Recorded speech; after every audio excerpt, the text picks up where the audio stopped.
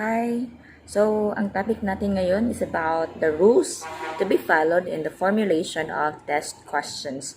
So, considering that in polygraphy examination, the subject will be asked questions. So, as polygraphy examiner, you need to make questions. So, what are the rules to be followed? Ano yung mga rules na dapat sundin kapag gagawa tayo ng questions in polygraphy examination?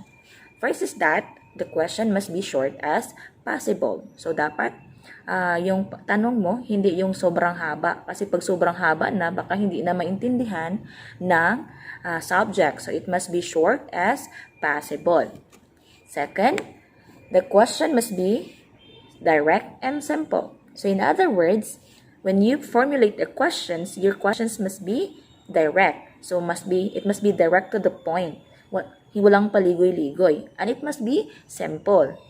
Okay? The next one is, question should not be in the form of accusation. Ibig sabihin, your question must not be in accusatory form. So, it's not like that you are accusing him. So, you make questions that you gathered information but not to accuse him, or you will raise a question to verify his statement but not to accuse him as to a certain crime. Next, all question must be answerable by yes or no. So, question must be answerable by yes or no. Dapat yung tanong ay, ang sagot ay dapat yes or no lang. Huwag kang magtanong ng how, huwag kang magtanong ng where, huwag kang magtanong ng when. So, yung question must be answerable by yes or no. For example, did you, around 6 p.m. in the evening, did you witness the incident transpired at SGIT, Montilla Boulevard, Butuan City? So, yung tanong ay answerable by yes or no lang. Ikaw ba ay kumain na? Yes or no? Yun lang. Those are example of question answerable by yes or no. Fifth, the term should be used should be clear and understood by the subject. Ibig sabihin, yung tanong ay clear.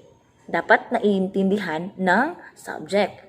So, wag kang mag-English kung yung subject mo hindi nakakaintindi ng English.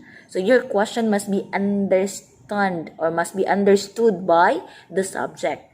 Yung tanong na naiintindihan ng subject. Okay? Next is that all question must refer to one offense only. So if the questions or the subject matter is about the case transpired in Butuan City, lagay natin a murder case. So your question must be referred to the murder case occur during that period. So yung tanong mo, related lang dapat sa offense. Huwag nang magtanong ng another offense committed by the person. If the person committed multiple offenses, so yung one offense lang yung itatanong mo. It refers to the offense, one offense only.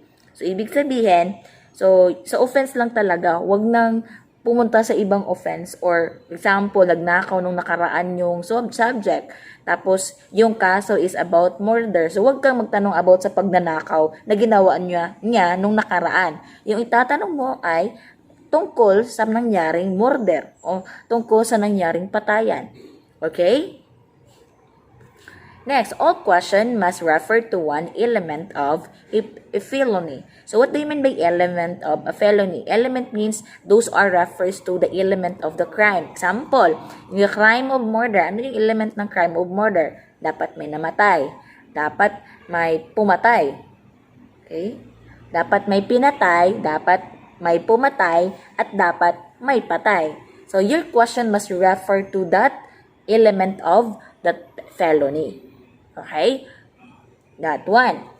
Next, question must not involve legal terminologies. So, ibig sabihin, hindi ka pwedeng gumamit ng mga terminologies na legal. Example, the term murder, the term thief, robbery. Kasi, hindi lahat ng tao nakakaintindi ng mga words na yan. So, you need to make questions wherein it is known to everybody. So, example, sa robbery case or sa thief, ano yung term na pwede nating gamitin. So, like for example, stelling. Okay, stelling yon. Okay? Or, sa pagpatay, killing, di ba? Killing. Instead of murder, you need to use the word killed or kill. Okay? Or someone is dead.